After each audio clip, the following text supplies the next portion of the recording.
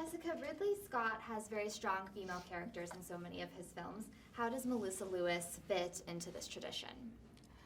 Well, Ridley Scott is a filmmaker who's always redefined gender roles in his movies. Alien was originally written for a man, and he changed the role to a woman, and it's actually, in my opinion, it makes the film a classic and far greater than it would have been if it was a man, because then it would have been a similar story to what we've seen many times. He also did Thelma and Louise. He's a wonderful director, and he was on my bucket list, people I wanted to work with, and to get to do a space movie with him. He's right in the zone with space movies, so it was kind of a dream come true. And Tracy, what did you learn about filmmaking from your time spent with Jessica and Ridley? Oh, wow. I would say that they make space look fun and in filmmaking.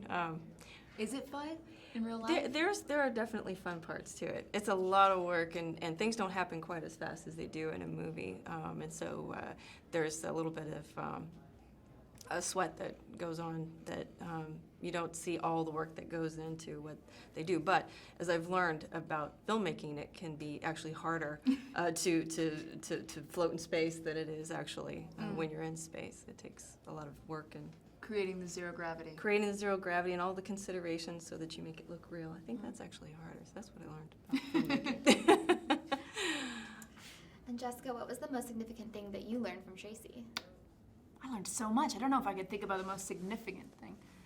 Probably one of the most significant things was the connection and how important it is to remind yourselves of your relationships on Earth when you're out there. I noticed she was wearing a wedding ring when we were working together. I don't know why. I just assumed people in space didn't wear jewelry. And my character in the film is married, so I asked her, do you wear your ring in space? And she said, absolutely.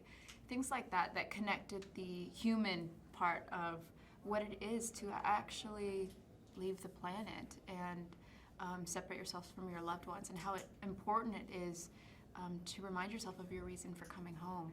That was actually really moving for me to learn that part. And then Tracy, what do you hope audiences take away from The Martian as far as their perception of astronauts in space? Is it accurate or? There's no diapers. Listen, hold on. I don't know if you'll ever see a space movie where the characters wear diapers under their suits. But they're supposed to. There's a reality that is not depicted in filmmaking when it comes to glamorous. It's not. There are some very unglamorous moments in space, and they're thankfully not the things that we highlight. But what I hope people take home is just what Jessica said, is the human element of this, because if it were just robots that we were sending, then it would be hard for everybody to imagine themselves in that place. But we're doing this so that we can not only learn more about ourselves, but to explore. And we don't want to do that alone. We want to do that with people. And the thing I enjoyed the most about the film was the way that they depicted the connection that the humans in space had with the humans at home, whether it was through work or family.